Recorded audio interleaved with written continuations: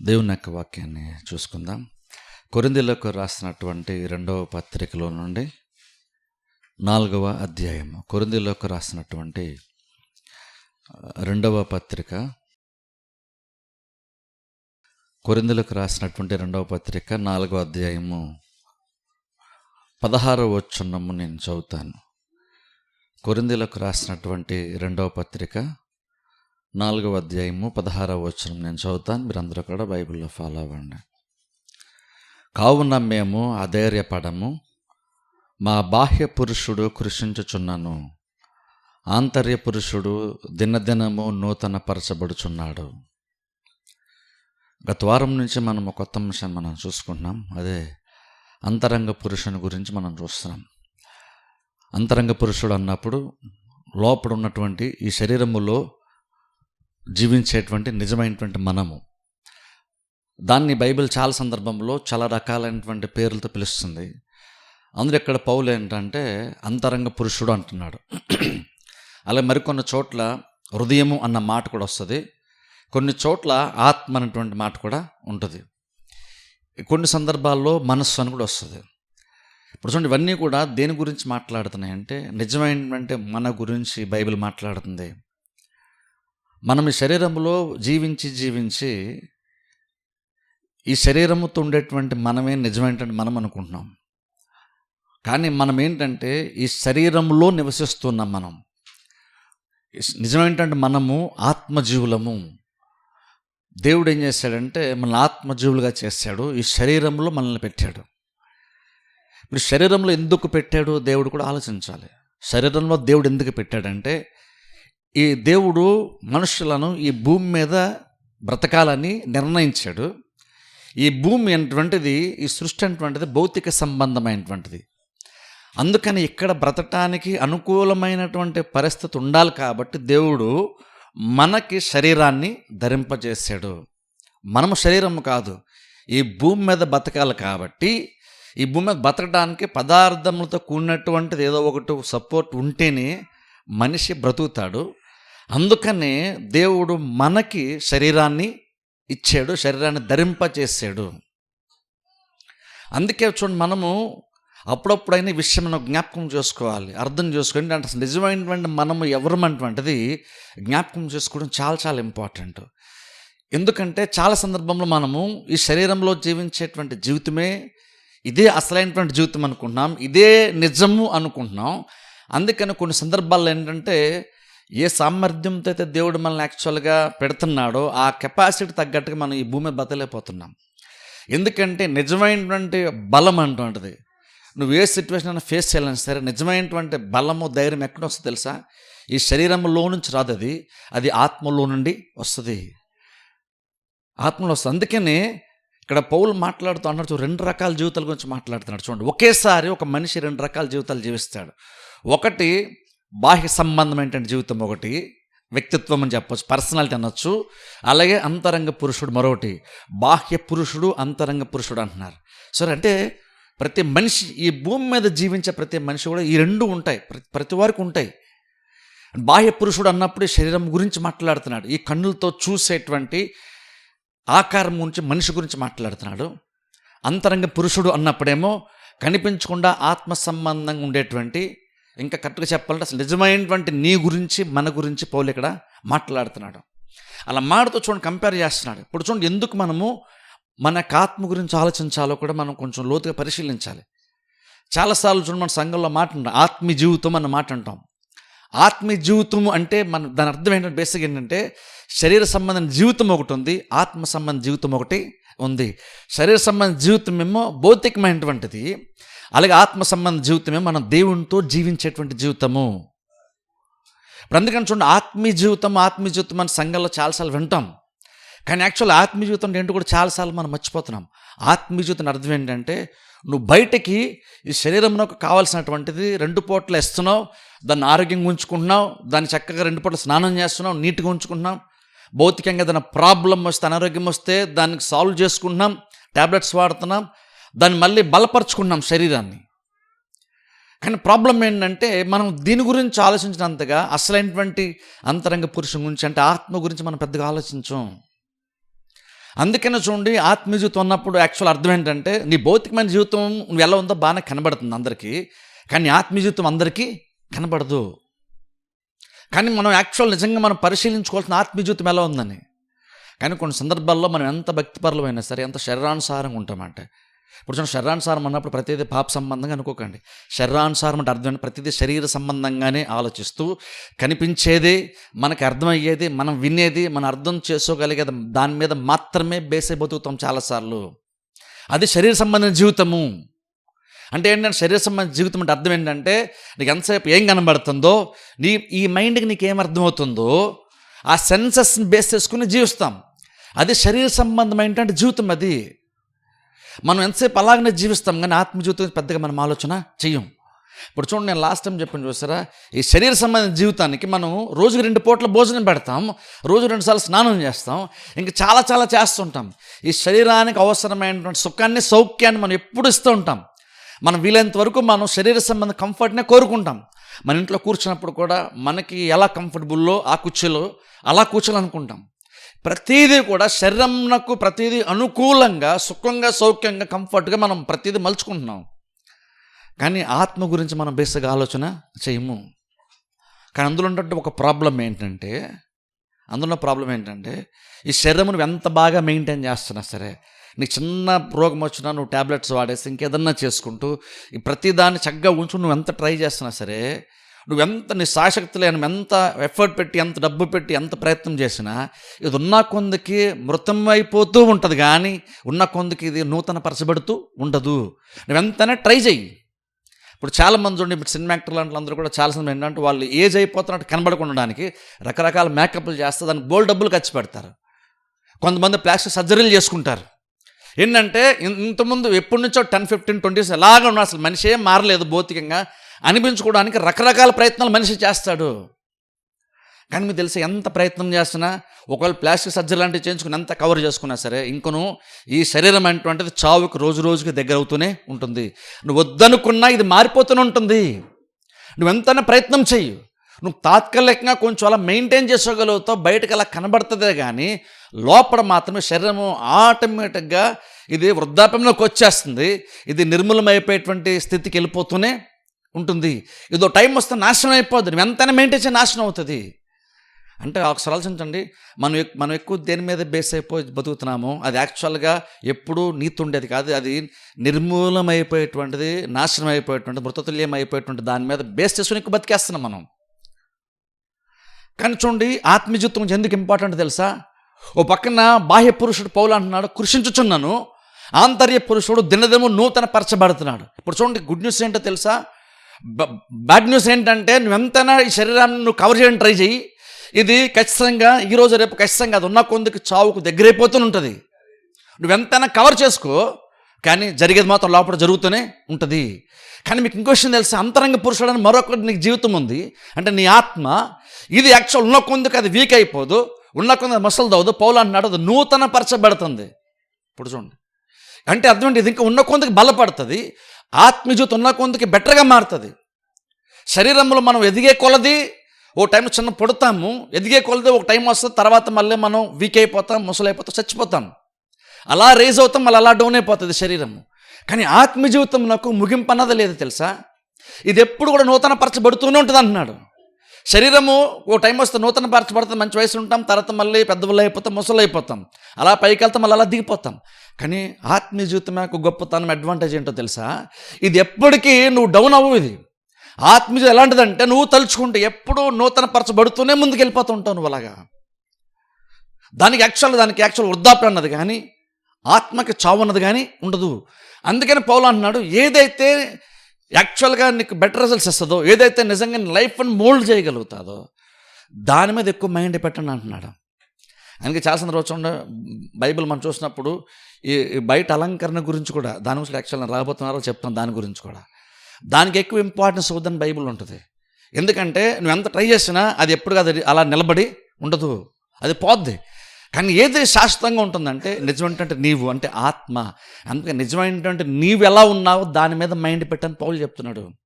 ఎందుకంటే ఇది నూతన పరచబడతా ఉంటే అప్పుడు పౌలు నీ లైఫ్ ఎలా ఎఫెక్ట్ చేస్తుందంటే, ఈ లోకంలో నీకు శ్రమలు ఎక్కువైనా సరే నువ్వు వర్రీ అవ్వని పౌలు ఇక్కడ చెప్తున్నాడు.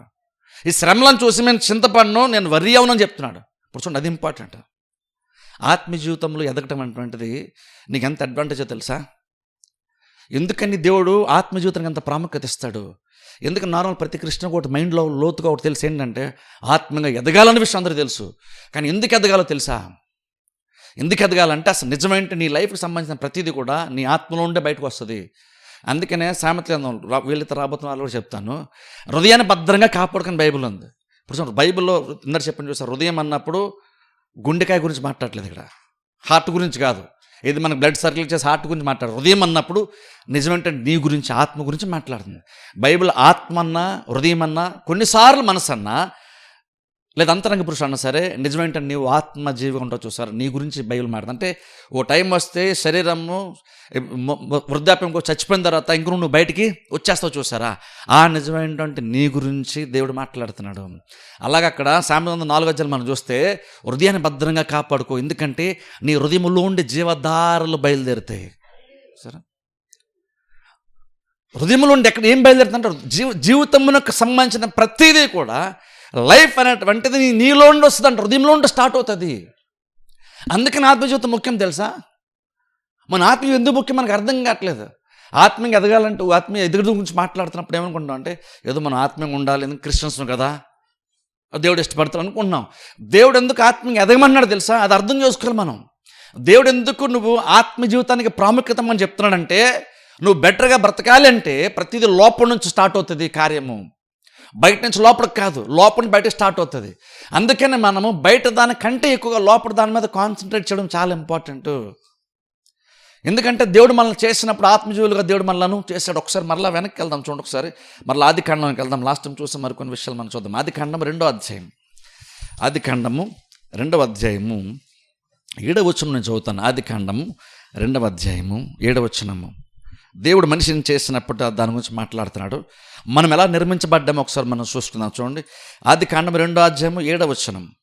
దేవుడైన యెహోవా నేలమంటతో నరుని నిర్మించి వాని నాసిక రంధ్రములలో జీవవాయువును వదగా నరుడు జీవాత్మ ఆయను. ఇక్కడ చూడండి, దేవుడు మనల్ని ఎలా చేశాడు, మనం ఎక్కడి వచ్చామో ఆలోచించాలి. మనం ఎక్కడి వచ్చామంటే మనం ఈ భూమిలోంచి రాలేదు, మనం మట్టిలోంచి రాలేదు. బైబిల్ చెప్తున్న మాట ఏంటంటే, దేవుడు మట్టితో, నేల మట్టితో నరుని నిర్మించి, అంటే శరీరాన్ని నిర్మించాడని బైబిల్ మనం చూస్తున్నాం. మరి మనిషి ఎక్కడి వచ్చాడు? మనిషి మట్టిలోండి వస్తే మట్టిలో కలిసిపోతాం, కానీ యాక్చువల్గా మనం మట్టిలోంచి రాలేదు, మట్టిలోంచి మన యొక్క శరీరం మాత్రమే వచ్చింది. మట్టిలో మన శరీరం మాత్రమే వచ్చింది. అందుకని చనిపోయినప్పుడు విడవబడినటువంటి శరీరాన్ని మరలా మనం మంటికి అప్పచెప్తాం. ఎందుకంటే అది అక్కడి నుండి వచ్చింది కాబట్టి అక్కడికి అప్పచెప్తాం. కానీ ఆత్మ ఎక్కడికి వెళ్తుందని బైబిల్ మన జనరల్ వాక్యాలు ఉంటాం, దేవుని దగ్గరికి వెళ్తుంది. ఎందుకని? అది దేవుని దగ్గర నుండి వచ్చింది కాబట్టి. మట్టికి ఎందుకు అప్పచెప్తామంటే అది మట్టిలో ఉండే వచ్చింది కాబట్టి మట్టికి అప్పచెప్తున్నాం. కానీ ఆత్మ ఎక్కడికి తిరిగి వెళ్తుంది? దేవుని దగ్గరికి వెళ్తుంది. ఎందుకని దేవుని దగ్గరికి ఎందుకు వెళ్తుంది అంటే అది అక్కడి నుండే వచ్చింది కాబట్టి అక్కడికి వెళ్ళిపోతుంది. అంటే ఒక టైం వస్తే ప్రతిదీ ఎక్కడికి చేరాలో ప్రతిదీ అక్కడికి చేరిపోద్ది. ఇప్పుడు అందుకైనా చూడండి, బైబిల్కి మనం చూస్తే మట్టితో శరీరం నిర్మించాడు. ఆ తర్వాత బైబిల్ చెప్తున్న మాట ఏంటంటే, ఆ మట్టి శరీరములో దేవుడంట జీవాత్మను ఊదాడు. ఊదినప్పుడు మనిషి జీవం స్టార్ట్ చేశాడు. మనిషి ఎక్కడి నుండి వచ్చాడు తెలుసా? మనిషి దేవునిలో నుండి వచ్చాడు. మనిషి దేవుని నుండి వచ్చాడు. ఇప్పుడు చూడండి, అందుకని మనము చాలా చాలా ఇంపార్టెంట్ దేవునికి. అందుకని మనం ఎంత ఇంపార్టెంట్ ఈ భూమి మీద అర్థం చేసుకోవాలి. మనకు దేవుడు ఎంత డిగ్నిటీ ఇచ్చాడో అర్థం చేసుకోవాలి. మనకెంత గౌరవాన్ని ఇచ్చాడు, మనకెంత హోదాని ఇచ్చాడంటే, దేవుడు మనల్ని చేసినప్పుడు మనకంటే బలం ఏంటంటే జంతువులు చాలా ఉన్నాయి. ఏనుగు, సింహం లాంటివి చాలా ఉన్నాయి, జ్ఞానం కలిగినటువంటివి చాలా ఉన్నాయి జంతువులు. కానీ ఇంకొను వావేవి కూడా మనిషితో సమానం కావు. ఎందుకు సమానం కావంటే అవి మామూలు దేవుడు వాక్కు ద్వారా సృష్టించాడు వాటిని. కానీ మన దగ్గరికి వస్తే మాత్రం దేవుడు తనలో ఉండి మనల్ని బయట తీసుకొచ్చాడు తెలుసా? అంటే మనలో ఉండి బయట అర్థం ఏంటంటే ఎగ్జాక్ట్గా నువ్వు దేవుని స్వరూపములో, దేవుని పోలికలో నువ్వు ఉన్నావని బైబిల్ ఎందుకు చెప్తుంది? ఎందుకంటే నువ్వు దేవునిలో ఉండి వచ్చావు. దేవుని స్వరూపం, దేవుని పోలిక అంటే మళ్ళీ ఈ మట్టితో చేయబడినటువంటి దీన్ని చూసుకొని అనొద్దు. ఈ బయట కనబడేది కాదు దేవుని స్వరూపము, దేవుని పోలిక. దేవుని పోలిక అన్నప్పుడు నీ స్వభావం గురించి దేవుడు మాట్లాడుతున్నాడు. మిగిలినటువంటి సృష్టి అంతటికీను, అంటే వేరే జంతువులన్నిటికీను ప్రాణుతున్న ప్రతిదానికి మనిషికి ఉన్న డిఫరెన్స్ ఏంటంటే అవి జస్ట్ ప్రాణం ఉంటుంది కానీ వాటికి ఆత్మ ఉండదు. అందుకని చచ్చిపోతే దాని పని అయిపోయింది, అది ఇంకా జీవించడం, దానికి ఎగ్జిస్టెన్స్ లేదు దానికి. కానీ మనం అలా కాదు, మనకి చావు అన్నది యాక్చువల్గా లేదు. ఒక టైం వస్తే ప్రతి వాళ్ళం అయితే పరలోకం వెళ్తాము లేదా నరకానికి వెళ్తాం. ఈవెన్ అక్కడికి వెళ్ళా కూడా చావు అన్నది లేదు. ఎందుకంటే మనం దేవునిలోండి వచ్చాము కాబట్టి మనం నిత్యము ఉంటాము. కాకపోతే అది నువ్వు నరకంలో ఉంటావా పరలోకం ఉంటా అంటే నీ చేతుల్లో ఉంటుంది, కానీ మనం నిత్యము ఉంటాం మనం. ఎందుకంటే దేవుడు బైబిల్ చెప్తున్న మాట అంటే దేవుడు ఆ మట్టిలో నాసిక రంధ్రముల్లో జీవవాయువును ఊదినప్పుడు మనిషి జీవించడం స్టార్ట్ చేశాడు.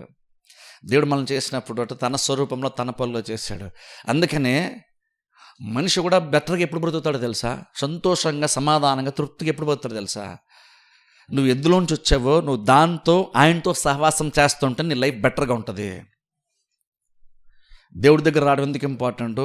దేవునితో సహవాసం మనిషికి ఎందుకు ఇంపార్టెంట్ తెలుసా? ఎందుకు ఇంపార్టెంట్ అంటే నువ్వు ఎక్కడి నుండి చేయబడ్డావో, ఎవరిని బట్టి ఎవరిలాగా చేయబడ్డావో, నువ్వు వాళ్ళతో సహవాసములు ఉంటేనే, ఆయనతో ఒక్కటిగా ఉంటేనే నీకు బతుకు బెటర్గా ఉంటుంది. ఇప్పుడు చూడండి, చేపలు ఏంటంటే దేవుడు చేపలు సృష్టించాలనుకున్నప్పుడు సముద్రంతో మాట్లాడాడు, అప్పుడు చేపలు సృష్టింపండి. ఇప్పుడు చేపలు బెటర్గా ఎక్కడ బతుకుతాయి? నీళ్ళలోనే బతుకుతాయి, అది బయట బతుకుతుంది. అది ఎప్పుడు కూడా వాటర్తోనే ఉండాలి, దాంతో సహవాసం చేస్తేనే చేప బెటర్గా బ్రతుకుతుంది. అలా దేవుడు ప్రతిదానికి ఒక రకమైన జీవిత విధానాన్ని దేవుడు నిర్ణయించాడు. అది అలాగైతేనే బెస్ట్గా బతుకుతుంది, సక్సెస్ఫుల్గా, హ్యాపీగా, సంతోషంగా, కంఫర్టబుల్గా బతుకుతుంది. అలాగే దేవుడు మనిషిని ఎలా చేశాడంటే నువ్వు డబ్బు ఉంటే కంఫర్ట్ బతికేస్తాను మనం అనుకుంటున్నాం. ఎంతమంది డబ్బున్న నెమ్మది లేకుండా బతుకుతున్నారు తెలుసా? డబ్బున్న బోల్డ్ మందికి నెమ్మది లేదు, డబ్బున్న బోల్డ్ మంది నిద్ర రాదు. నిద్ర రాక స్లీపింగ్ టాబ్లెట్స్ వాడితే తప్ప నిద్రపోలేనటువంటి మనుషులు చాలామంది, బాగా ధనవంతులు, కోటీశ్వరులు ఉంటారు. వాళ్ళకి బేసిక్గా ఇబ్బందులే ఉండవు, కష్టాలే ఉండవు, కానీ ఇంకో నిద్ర ఎందుకో పట్టదు వాళ్ళకి. మనం అనుకుంటున్నామంటే మన దగ్గర ఏమి లేవు కాబట్టి మనం ఇబ్బంది పడుతున్నాం, అవన్నీ ఉంటే హ్యాపీగా మనం కూడా బతుకుతాం అనుకుంటున్నాం.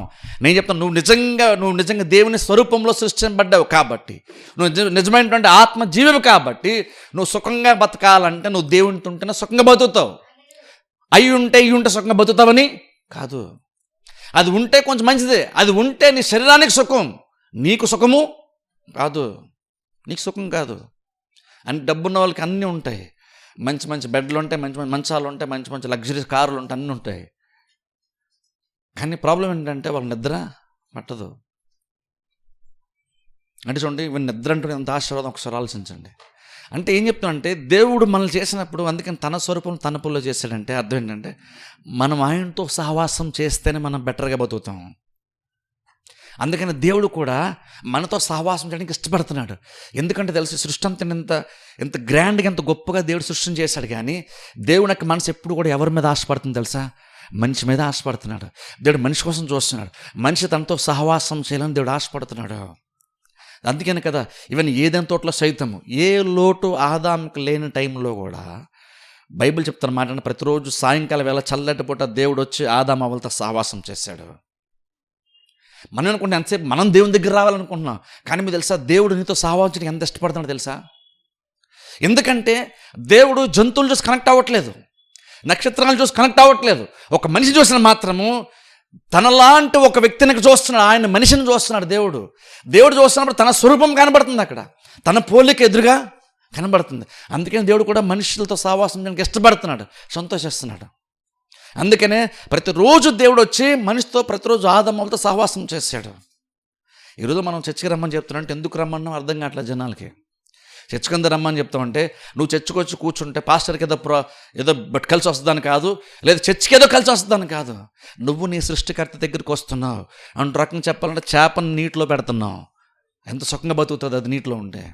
ఎగ్జాక్ట్ అలాగే మనం దేవుని దగ్గరికి వచ్చినప్పుడు నీ జీవితం చాలా సుఖంగా మారుతుంది. మనం అలా అనుకోవట్లేదు. మనం ఈవెన్ దేవునితో సహవాసం కూడా శరీర సంబంధంగానే ఆలోచిస్తున్నాం. దేవుడు నిన్ను చేసినప్పుడు నీతో సహవాసం చేసేది శరీరముతో యాక్చువల్గా కాదు. అందుకని ఆత్మీయ జీవితం అంటే సెన్సెస్ బేస్ చేసుకొని జీవించం. నువ్వు చూసేది, వినేది, నువ్వు ఫీల్ అయ్యేది నీకు అర్థం, దాన్ని బేస్ చేసుకొని జీవించం.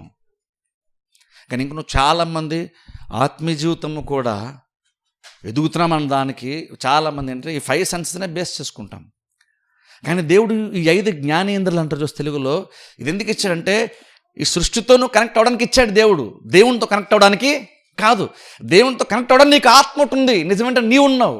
దేవుడు ఆత్మ గనుక ఆయన ఆరాధించేవారు ఆత్మతో సత్యముతో. సరే, అంటే అర్థం ఏంటి? ఇప్పుడు నువ్వు నిజంగా నువ్వు దేవుని ఆరాధించాలంటే శరీరంతో కాదు. నువ్వు డ్రమ్ము గట్టి కొట్టు, పాటలు గట్టిగా పాడు, ఇంకేదన్నా చేయి, నువ్వు గట్టి కేకలేయు, హల్లి చెప్పు, కానీ ఇంక నువ్వు ఆరాధన అది యాక్చువల్గా అది కాదు. ఆరాధన లోపల నుంచి వచ్చేటువంటిది ఆరాధన. మనం కూడా ఇప్పుడు ఎంత సిల్లిగా మనం మారిపోతాం. ఎంతసేపు బయట జరిగేదాన్నే చూసి ఆరాధన అంటున్నాం మనం, బయట జరిగేది కాదు. దేవుడు క్లియర్ చెప్పాడు ఆత్మ సత్యంతో. నువ్వు బయట ఎంతైనా డ్యాన్స్లు అయ్యో, సర్కస్లు అయ్యో, ఇంకేదన్నా నువ్వు చెయ్యి, కానీ అల్టిమేట్గా నీ ఆత్మ ఎలా ఉందో దేవుడు చూస్తాడు. దాన్ని బట్టి నువ్వు నిజంగా దేవుని ఆరాధించావో లేదో దేవుడికి తెలుస్తుంది. కానీ మనము కూడా ఎంత అల్పం కాల్సిన ప్రతిదీ కూడా ఒక విషయాన్ని మనం భౌతికంగా చూసి భౌతికంగా అంచనా వేస్తున్నాం మనం.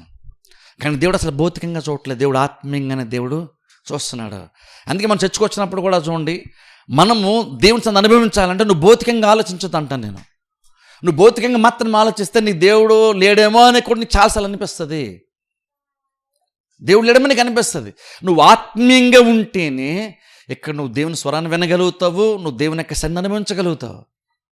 కానీ ప్రాబ్లం చర్చకొచ్చుకోవడం ఇంకా నువ్వు చాలా వరకు మనం భౌతికంగానే ఆలోచిస్తాం, భౌతికంగా దాని మీద మనం మైండ్ పెడుతున్నాం. అందుకని ఇక్కడ చర్చకొస్తాం, చర్చ జస్ట్ ఒక రకమైన సహవాసం, కానీ దేవునితో సహవాసం యాక్చువల్ మనకి ఉండట్లేదు. కానీ దేవుడు యాక్చువల్గా దిందుకుంటున్నాడు. దేవుడు ఆత్మతో సహవాసం ఇష్టపడుతున్నాడు, నిజమైన నీతో సహవాసానికి ఇష్టపడుతున్నాడు. అది ఆత్మలో జరిగేటువంటిది కానీ శరీరంలో జరిగేటువంటిది కాదు. అందుకనే మనం ఈ ఫీలింగ్స్ని ఎప్పుడు బేస్ చేసుకోకూడదు. నీకు ఒక్కోసారి మంచి పాటలు ఉన్నప్పుడు నీకు మంచి ఫీలింగ్ కలగచ్చు. నీకు మంచి ఫీలింగ్ కలిగింది కాబట్టి ఇక్కడ దేవుడు ఉన్నాడని, ఆ మూమెంట్లో వచ్చాడని కాదు. నీకు ఫీలింగ్ లేదు కాబట్టి దేవుడు లేడని కాదు. చాలా సందర్భాలు దేవుడు ఉన్నాడు లేదా దేవుడు లేడు అన్నానికి చాలామంది డిసైడ్ చేసేది కూడా ఈ ఫీలింగ్స్ని బట్టే. కానీ నిజమైన ఆత్మీయ వ్యక్తి ఎలా డిసైడ్ చేస్తాడు తెలుసా దేవుడు ఉన్నాడని? బైబిల్లో దేవుడు చెప్పాడు, ఎక్కడైతే 2-3 నా నామమును కూడుంటారో అక్కడ నేను ఉంటానని చెప్పాడు. అక్కడ గ్యారంటీ దేవుడు ఇక్కడ ఉన్నాడు అన్నప్పుడు మనం ఏం చేస్తామంటే ఈ 5 సెన్సెస్ని పక్కన పెట్టేసి దీనికన్నా ఆత్మ చేత నడిపింపబడితే అప్పుడు నువ్వు దేవుని సన్నిధిని ఎక్స్పీరియన్స్ చేస్తావు. ఈ సెన్సెస్తో కాదు, మనం ఈ ఫీలింగ్స్తో కాదు దేవుడు ఉన్నాడు దేవుడు అని చెప్పడానికి. కొన్ని సందర్భాల్లో ఫీలింగ్స్ మంచివే, కానీ మీకు తెలుసు కొన్నిసార్లు ఈ ఫీలింగ్స్ని కూడా మనకి రాంగ్ గైడెన్స్ ఇస్తుంది మనకు కొన్నిసార్లు. అందుకే ప్రతిసారి నువ్వు ఫీలింగ్స్ బేస్ చేసుకోవద్దు. ఎందుకంటే ఈ శరీరము దేవుడు ఉన్నాడు అన్న విషయాన్ని లేదా దేవుడు లేని విషయం శరీరం చెప్పలేదు. ఎందుకంటే ఇది దేవుడు ఇచ్చింది భౌతికమైన ప్రపంచంతో నువ్వు కమ్యూనికేట్ చేయడానికి, కానీ దేవునితో కమ్యూనికేట్ చేయడానికి కాదు. అందుకని మనము ఆత్మీయంగా ఉండాలంటాను. కనీసం చర్చకొచ్చడానికి కొంచెం ఆత్మీయంగా ఉంటే, ఆత్మతో అనుసరించి ఆలోచిస్తూ ఉంటే అప్పుడు దేవుని సన్నిధిని మనం నిజంగా ఎక్స్పీరియన్స్ చేస్తాం. అందుకని చెప్తాను, చర్చకొచ్చి మనకు చాలా రెస్పాన్సిబిలిటీ ఉంటుంది. ఎందుకంటే నీకు చుట్టూ కనిపించేది, నీ చుట్టూ జరుగుతున్న దాన్ని దాటేస్తేనే నువ్వు దేవుని సన్నిధిని ప్రవేశిస్తావు, నువ్వు దేవుని సన్నిధిని ఎక్స్పీరియన్స్ చేస్తావు. ఇప్పుడు చూడండి, నిజంగా చెప్తా, అది నిజంగా ఆత్మ ఎంత ఇంపార్టెంట్ ఒకసారి ఆలోచించండి. దేవునితో సహవాసం మనకి ఎంత ఇంపార్టెంట్ ఆలోచించండి. మనం ఆత్మ మీద కొంచెం మనం మైండ్ పెట్టాలి. శరీర సంబంధంగా బాగానే ఎదుగుతున్నాం, అన్నీ బాగానే చూసుకుంటున్నాం, కానీ ఆత్మ ఎలా ఉంటుందో కూడా మనం ఆలోచించాలి. ఎందుకంటే దేవుడు నిజంగా అలాగే చూస్తాడు. దేవుడు శరీరం గురించి ఆలోచిస్తాడు. నీకు ఆహారం ఇవ్వడానికి దేవుడు ఇష్టపడతాడు, నీకు రోగం వస్తే స్వస్థపరచడం దేవుడు ఇష్టపడతాడు. కానీ దేవునికంటూ కొన్ని ప్రయారిటీస్ ఉన్నాయి. దేవుడి శరీరం కంటే ఎక్కువ ఆత్మకి ఎక్కువ ఇంపార్టెన్స్ దేవుడు ఇస్తాడు. అందుకే కొంతమంది చూడండి, భౌతికంగా బైబిల్ సువార్తలో అట్లా మనం చూసిన బాగా డబ్బు సంపాదించి గొప్పగా అధికారం గల గొప్పగా ఉన్నా సరే యేసుక్రీస్తు వారిని బట్టి యాక్చువల్గా సంతోషించలేదు తెలుసా? మనం సంతోషిస్తాం. ఒక వ్యక్తి బాగా చదువుకొని బాగా డబ్బు సంపాదించి మంచిగా వెళ్తే సూపర్ హ్యాపీగా లైఫ్ భలే సెటిల్ అయిపోయిందని మనం అంటున్నాం. మనం కూడా భౌతికంగా చూసాం, భౌతికంగా మాట్లాడుతున్నాం. మనం సరే భౌతికంగా సెటిల్ అయితే బాగానే ఉంది, కానీ ఆత్మీయంగా ఎలా ఉంది? మనం విశ్వాసలం కాబట్టి, ఎంతో కొంత ఆత్మీయ జ్ఞానం మనకు ఉంది కాబట్టి, మనం నిజమైన దేవుని మనం తెలుసుకున్నాం, నీ మనోనేత్రాలు వెలిగింపబడ్డాయి కాబట్టి కనీసం అప్పుడప్పుడైనా సరే మనం ఆత్మీయంగా ఆలోచించడం నేర్చుకోవాలి కదా. నిజమైనటువంటి ఆశీర్వాదం, నిజమైనటువంటి సక్సెస్ ఏంటో విశ్వాసాన్ని మనం కొన్నిసార్లు గుర్తించాలి కదా. విశ్వాసాన్ని మనం అట్రాక్ట్ అవ్వాల్సింది ఆత్మ సంబంధం దానికి, కానీ భౌతికమైనటువంటి దానికి అంతగా కాదు. మనం భౌతికమైన చూసావో సూపర్ ఉందని లైఫ్ అంటున్నాం మనం, లేదా నేనేంటి ఎలా ఉన్నానండి అంటున్నాం. కానీ దేవుడు అలా నిర్ణయం తీసుకోవట్లేదు, దేవుడు అలాగా అంచనా వేయట్లేదు, దేవుడు అలా లెక్క చేయట్లేదు. దేవుడు ఆత్మీయంగా ఒక మనిషి ఎలా ఉన్నాడో చూస్తున్నాడు. అందుకన్నాడు యేసుక్రీస్తు, ఒకడు సర్వమును సంపాదించుకొని, ఒక్కసారి ఆలోచించండి, సర్వమును సంపాదించుకొని అంటున్నాడు. అంటే ఒక రకంగా చెప్పండి, ప్రపంచాన్ని జయించేశాడు అనుకుందాం. సర్వమును సంపాదించిన ప్రాణం అంటే అక్కడ కూడా మనకు చచ్చిపోతాను కాదు, చచ్చిపోతే ఏం ప్రయోజనం అని కాదు. అక్కడ నువ్వు ఆత్మీయంగా నువ్వు లేకపోతే యూజ్ ఏంటి? నువ్వు అంత సంపాదించుకుని నీకు యూజ్ ఏంటి? బతినంతకాలం పోతావు, మంచి ఆహారం తింటావు, మంచి డైనింగ్ మీద కూర్చుంటావు, మంచి భోజనం తింటావు, కానీ యూజ్ ఏంటి? అదొక 60-70 సంవత్సరాలే కదా, తర్వాత అసలు స్టార్ట్ అవుతుంది కదా. యూజ్ ఏంటి అప్పుడు? ఇంత లగ్జరీగా నువ్వు బతికావు, మంచి మంచి భోజనాలు తిన్నావు, యూజ్ ఏంటి? నువ్వు ఎంత చేసినా అదంతా 70 సంవత్సరాలు కదా, తర్వాత అయిపోతుంది, తర్వాత నిత్యత్వంలోకి వెళ్ళిపోతావు కదా. ఆ తర్వాత యూజ్ ఏంటి? నిజంగా లైఫ్ని టోటల్గా చూసుకుంటే అప్పుడు యూజ్ ఏంటి? ఈ 70 సంవత్సరాల వరకు సుఖంగా ఉన్నాడు, మరి తర్వాత పరిస్థితి ఏంటి? మన లైఫ్ అంటే ఎంతసేపు 70 సంవత్సరాలే పరిపూర్ణ జీవితం అనేసుకుంటున్నాం. కానీ దేవుడు మాట్లాడుతున్నప్పుడు నువ్వు తర్వాత పరిపూర్ణమైన నీ అసలైన జీవిత నిత్యత్వం కూడా దృష్టిలో పెట్టుకొని చూస్తూ అప్పుడు ఈ 70 సంవత్సరాలు నువ్వు సుఖపడితే, ఈ 70 సంవత్సరాలు నువ్వు ప్రపంచాన్ని జయిస్తే మాత్రం యూజ్ ఏంటి అంటున్నాడు. సరే ఆలోచించండి దాని గురించి. అంటే దేవుని యొక్క ప్రాధాన్యతలు వేరు, దేవుని యొక్క ప్రయారిటీస్ వేరు. అందుకనే దేవుడు ఆత్మకి ఎక్కువ ప్రయారిటీస్తాడు అంటున్నాను. అందుకని మనం కూడా ఎక్కువ ఆత్మ గురించి ఆలోచించాలి. నీకేం కావాలన్నా సరే, ఏదన్నా సరే, ప్రతిదీ బయటని స్టార్ట్ అవ్వదు, లోపల స్టార్ట్ అవుతుంది. ఎందుకంటే మన ఆత్మకి కెపాసిటీ ఉంది తెలుసా? నీ హృదయంలో ఉండి జీవధారలు బయలుదేరుతాయి. నీ జీవితంలో సంబంధించిన ప్రతిదీ ఒక దారిలాగా బయలుదేరుతుంది. కాబట్టి దేవుడు అంటున్నాడు, అంటే ముఖ్యంగా నువ్వు హృదయాన్ని భద్రంగా కాపాడుకో. అంటే నీ ఆత్మ జీవితం భద్రంగా నువ్వు కాపాడుకో. చూడండి, సామెతలు ఎంత జ్ఞానం ఒకసారి ఆలోచించండి. ఊరినే భద్రంగా కాపాడు చెప్పలేదు, హృదయాన్ని భద్రంగా కాపాడుకో. ఎందుకంటే నీకు లైఫ్కి సంబంధించిన, నీ జీవితంలో సంబంధించిన ప్రతిదీ ఎక్కడి నుండి స్టార్ట్ అవుతుంది? బయట నుండి స్టార్ట్ అవుతుంది, లోపల నుండి స్టార్ట్ అవుతుంది. మనం ఎంతసేపు బయట దాని మీద కాన్సన్ట్రేట్ చేస్తున్నాం, మనకున్న ప్రాబ్లమ్స్ బయట దాని మీద కాన్సన్ట్రేట్ చేస్తున్నాం, కానీ మనం ఆత్మీయంగా ఎదిగితే అవన్నీ సెట్ అయిపోతున్న విషయం మనకు అర్థం కావట్లేదు. చాలాసార్లు నేను కూడా వాక్యం చెప్పిన వాళ్ళు చాలా చెప్తాను. చూడండి, నువ్వు దేవుని దగ్గరికి వచ్చేసి నువ్వు ఆత్మీయంగా ఎదిగి అన్నీ సెట్ అయిపోతూ ఉంటాం. అది ఊరినే గుడ్డిగా చెప్పేస్తే మాట కాదు, అది గుడ్డిగా చెప్పేసే మాట కాదు. ఎందుకంటే నువ్వు ప్రతిదాన్ని జయించేది అంతరంగ పురుషుని ద్వారా జయిస్తావు, బాహ్య పురుషుని ద్వారా కాదు. నీకున్న ప్రతి ప్రాబ్లం సాల్వ్ చేసుకునేది బాహ్య పురుషుడితో కాదు, అంతరంగ పురుషుడితో ప్రతిదీ సాల్వ్ చేసుకుంటావు. అందుకే పౌలు ఇక్కడ మాట్లాడుతున్నప్పుడు కూడా అంతరంగ పురుషుడు బాహ్య పురుషుడు అన్నప్పుడు ఈ శ్రమల గురించి మాట్లాడుతున్నప్పుడు వాటి మీద పెద్ద వర్యము అంటున్నాడు. ఎందుకు వర్యము అంటే పౌలు అంటున్నాడు, అంతరంగ పురుషుడు చాలా బలంగా ఉన్నాడు కాబట్టి ఆ బలవంతుడికి ఈ ప్రాబ్లమ్స్ పెద్ద ప్రాబ్లమ్సే కాదు.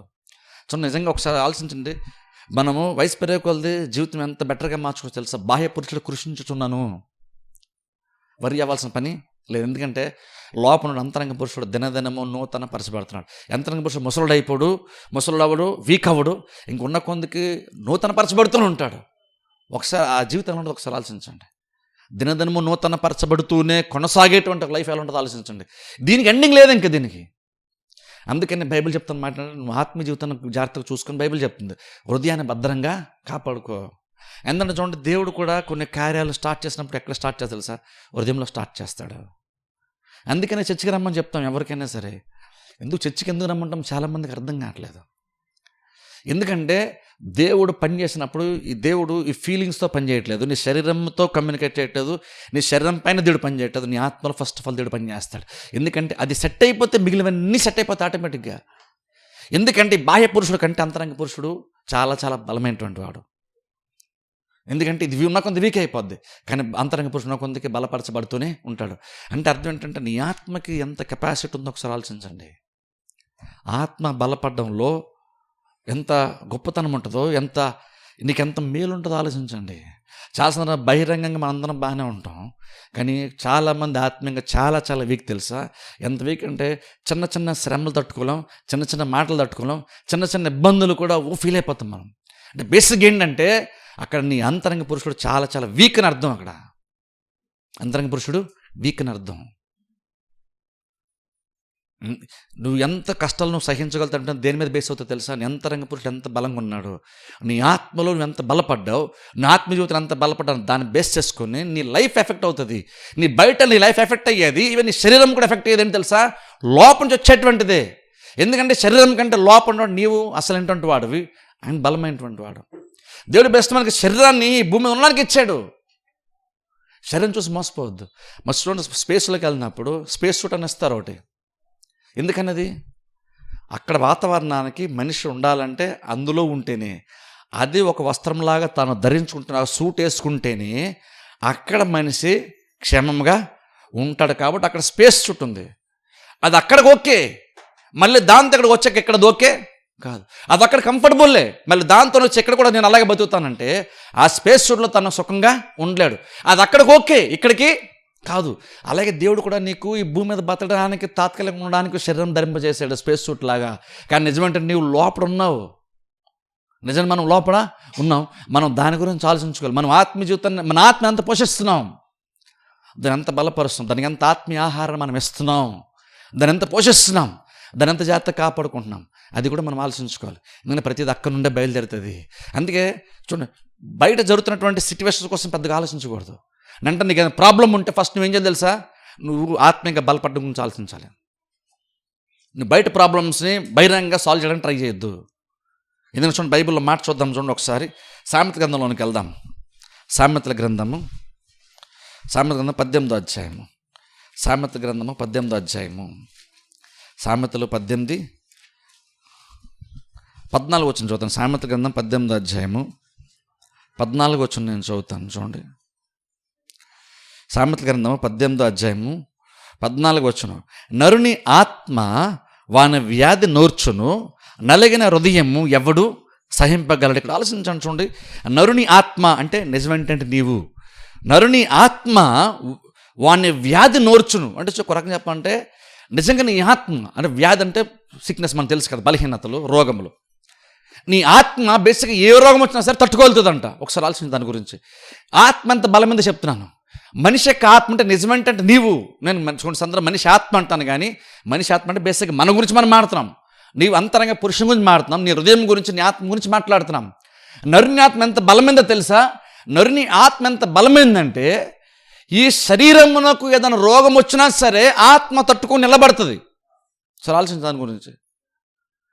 ఆత్మ ఎంత గొప్పదో చెప్తున్నాను. ఆత్మ ఎంత గొప్పదంటే శరీరంలోకి ఏదైనా రోగం వచ్చినా సరే బైబిల్ చెప్తాం, ఏ వ్యాధి వచ్చినా సరే నోరుస్తుంది, అంటే హీల్ చేస్తుంది. ఆత్మ ఏం చేస్తుంది తెలుసా? ఈ శరీరాన్ని బాగు చేయగలదంట. శరీరంలోకి ఏదైనా రోగం వచ్చినా సరే ఆత్మ తట్టుకొని శరీరాన్ని నిలబెట్టగలిగేటువంటి సామర్థ్యము ఆత్మకుంది. ఒకసారి ఆలోచన దాని గురించి. అందుకే ఏది ఇంపార్టెంట్ చెప్తున్నాను. మనం చాలా సందర్భాల్లో ఏంటంటే చిన్న రోగం వచ్చేస్తే మనం చాలా డిస్కంఫర్ట్ ఫీల్ అవుతాం. ఖచ్చితంగా డిస్కంఫర్ట్ ఉంటుంది. ఇప్పుడు నేను చెప్తాను, నాకు కూడా ఏదైనా శరీరం మీద వీక్నెస్ ఉంటుంది, నాకు ఖచ్చితంగా ఇబ్బందిగా ఉంటుంది. కానీ మనం ఏం గుర్తుపెట్టుకోవాలంటే ఈ ఇబ్బంది నువ్వు జయించాలంటే బైబిల్ చెప్తున్నటువంటి దారి గురించి మాట్లాడుతున్నాను. శరీరంలోకి ఏ రోగం వచ్చినా సరే నీ ఆత్మ కనుక బలంగా ఉంటే ఈ శరీరం అంటే ఆటోమేటిక్ సెట్ అయిపోద్దంట. శరీరము సెట్ అయిపోతుంది. ఎందుకంటే శరీరం కంటే ఆత్మ బలమైనటువంటిది కాబట్టి శరీరంలో రోగం వస్తే ఆత్మ దాన్ని సెట్ చేసేస్తుంది. ఎందుకంటే శరీరం కంటే ఆత్మ బలమైంది. నెక్స్ట్ లైన్ చూడండి. నెక్స్ట్ లైన్ అంటారు చూడండి, నలిగిన హృదయము ఎవడు సహింపగలడు. చూసారా? అంటే నలిగిన హృదయం అంటే మళ్ళీ నిజమైన ఆత్మను మారుతున్నాం. అంటే ఇక్కడ బేసిక్గా ఇక్కడ బైబిల్ ఏమన్న మాట ఏంటంటే శరీరం కానీ ప్రాబ్లం వస్తే ఆత్మ బాగుంటే శరీరం సెట్ అయిపోద్ది. కానీ ఆత్మే బాగోపోతే దాన్ని ఎవరు సహించగలరు? అర్థమవుతుంది చెప్పేది. శరీరం కనుక ప్రాబ్లం వస్తే నీ ఆత్మ ద్వారా నువ్వు జయించవచ్చు దాన్ని. నీ శరీరంలో ఒక రోగం వస్తే, నీ శరీరం బలహీనత వస్తే, నీ ఆత్మ జీవితం బాగుంటే, నీ ఆత్మ కనుక బాగుంటే శరీరం ఆటోమేటిక్ తట్టుకుంటుంది. నీ ఆత్మ తట్టుకొని శరీరాన్ని నిలబెడుతుంది. ప్రాబ్లం ఏముండదు, స్వస్థత వచ్చేస్తుంది. శరీరంలో ఏ లోపం ఉన్నా సరే ఆత్మ బాగుంటే శరీరం సెట్ అయిపోద్ది. ఆత్మ బాగుంటే శరీరమును సెట్ చేస్తుంది ఆత్మ. ఎందుకంటే శరీరం కంటే ఆత్మ బలమైనటువంటిది. అందుకనే చూడండి, ఒక మనిషి ఎంత 6 అడుగులు ఉండి ఆజానుబాహుడులో ఉండి మంచి జిమ్ బాడీ ఉన్నా సరే ఒక్కసారి ఆత్మ కనుక ఎందులో బయటకు వచ్చేస్తే ఎంత బలమైన శరీరమైనా కుప్పకూలిపోద్ది. చూస్తారుగా ప్రాణం పోయింది అంటాం చూడండి, అలా కుప్పకూలిపోయాడని అంటాం. ఎందుకు కూలిపోయాడంటే ఈ శరీరాన్ని మోసేటువంటి బలవంతుడు, ఈ శరీరం కంటే బలవంతుడు లోపల ఉండి శరీరాన్ని మోస్తున్నాడు. ఎప్పుడైతే ఆ నిజమైనటువంటి మనిషి శరీరం బయటకు వచ్చాడో ఈ శరీరం ఎంత బలమైన శరీరం ఎంత కండలో ఉన్నా సరే ఒక్క క్షణం కూడా నిలబడగలిగేటువంటి సామర్థ్యం శరీరానికి ఆ బలము లేదు. అందుకని ఆత్మ బయట రాగానే ఎంత బలవంతుడైన సరే వెంటనే డమాలను పడిపోతాడు. అంటే బేసి అర్థం ఏంటి? ఈ శరీరం నేను నిలబడ్డాను, మైక్ పట్టున నిలబడి మాట్లాడుతున్నానంటే నన్ను నిలబెట్టింది శరీరం కాదు, నాలో ఉన్న ఆత్మ ఈ శరీరాన్ని నిలబెడుతుంది. బయటకు వచ్చేస్తే ఎవడన్నా పడిపోతాడు. బయటకు వచ్చేస్తే ఎవరన్నా అంటే ఇప్పుడు బేసిక్ అర్థం ఏంటి? ఇప్పుడు ఇంత ఒక 60 kgs వెయిట్ ఉన్నటువంటి శరీరాన్ని ఏ ఇబ్బంది లేకుండా ఆత్మ మోస్తుందంటే శరీరం కంటే ఖచ్చితంగా ఆత్మే బలమైనటువంటిది కదా. అందుకని అంటున్నాడు, శరీరమునకు ఏ వ్యాధి వచ్చినా సరే ఆత్మ తట్టుకుంటుంది, నిలబడుతుంది. కానీ హృదయమే ప్రాబ్లం, అయితే దీన్ని ఎవడు భరించగలడు? అర్థమైందా? అంటే శరీర సంబంధ ప్రాబ్లం వస్తే ఆత్మ బాగుంటే ఈజీగా సాల్వ్ అయిపోద్ది. కానీ అసలు ఎక్కడి నుంచి అయితే నీ జీవదారులు బయలుదేరుతాయో, ఎక్కడి నుంచి అయితే నీ ప్రతి ప్రాబ్లం సాల్వ్ అవుతుందో, అదే నలిగిపోతే, అదే సరిగ్గా లేకపోతే అసలు భరించిన ఎవరితరం. ఎందుకంటే నీకు సొల్యూషన్ లేనటువంటి ప్రాబ్లమ్స్ నువ్వు ఉన్నట్టు. ఆత్మీయ జీవితం బాగుంది అనుకోండి, నువ్వు చక్కగా నువ్వు దేవునిలో సాగుతూ ఎప్పుడు కూడా యాక్టివ్గా ఉన్నావు అనుకో, బలపరచబడుతూ ఉన్నావు అనుకో, నీకు ఏ ప్రాబ్లం వచ్చినా సరే నువ్వు వెళ్తూ ఉండగా ఆటోమేటిక్గా ప్రతిదీ సాల్వ్ అయిపోతుంటుంది. కానీ ఆత్మీయ జీవితం బాగాలేదనుకో, బైబిల్ చెప్తున్న మాట, అసలు ఎక్కడి నుంచి అయితే ప్రతి ప్రాబ్లం సొల్యూషన్ దొరుకుతుందో ఆ సోర్స్ అసలు అక్కడే ప్రాబ్లం వచ్చేస్తే ఇంకా వ్యక్తి యొక్క లైఫ్కి సొల్యూషన్ ఎక్కడ దొరుకుతుంది? అంటే ఏది ఇంపార్టెంట్ అసలు నాకు పక్క వచ్చిన చూడండి, ఇంకొకసారి చూస్తే అక్కడ ఇంకొక మాట ఉంది చూడండి. 22 వచనం, 17 అధ్యాయం 22 వచనం కూడా చదువుతాను చూడండి. దీనికి కొంచెం ఆపోజిట్గా ఉంటుంది. 17 అధ్యాయం 22 వచనం, సామెతలోనే 17:22. సంతోషము గల మనస్సు ఆరోగ్య కారణము, నలిగిన మనస్సు ఎముకలను. చూసారా ఇక్కడ చూడండి, సంతోషము గల మనస్సు చూడండి. అంటే ఇక్కడ కూడా మనస్సు అంటే మైండ్ కాదు, ఆత్మ గురించి ఇక్కడ మాట్లాడుతున్నాడు. ఆత్మ కనుక మంచిగా సంతోషంగా హ్యాపీగా ఉంటే బైబిల్ చెప్తున్న మాట ఏంటంటే ఆరోగ్యం వస్తుంది. గమనించండి, ఆరోగ్యం ఎక్కడ వస్తుంది తెలుసా? లోపల నుండి ఆరోగ్యం బయటకు వస్తుంది. ఆ బయట నుంచి లోపలికి వెళ్ళలేదు, లోపల ఉండే బయటకు వస్తుంది.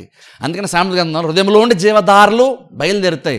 కాబట్టి ఇక్కడ బైబిల్ ఇక్కడ మనం చూస్తే అంటున్నాడు చూడండి, అక్కడ సంతోషం గల అంటే ఆత్మ బాగుంటే శరీరమునకు ఆరోగ్యము, అదే కనుక ఆత్మ నలిగిపోతే అది ఎముకలు నిండిపోజేస్తుంది. ఆత్మ జీవితం బాగపోతే దాని ఎఫెక్ట్ ఎక్కడుంది తెలుసా?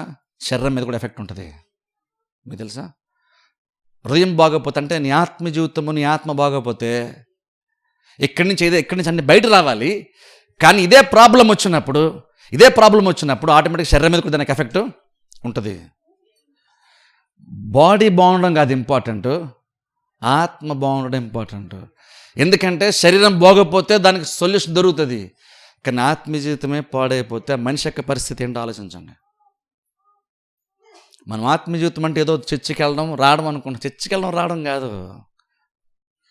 చర్చికి వెళ్ళి రావడం వచ్చేస్తే నువ్వు ఆత్మీయంగా నువ్వు బలపడిపోతున్నావు ఏం కాదు. చాలామంది మనిషిగా బ్రతికిన ప్రతి వాళ్ళు కూడా 2 పూట్ల భోజనం చేస్తారు.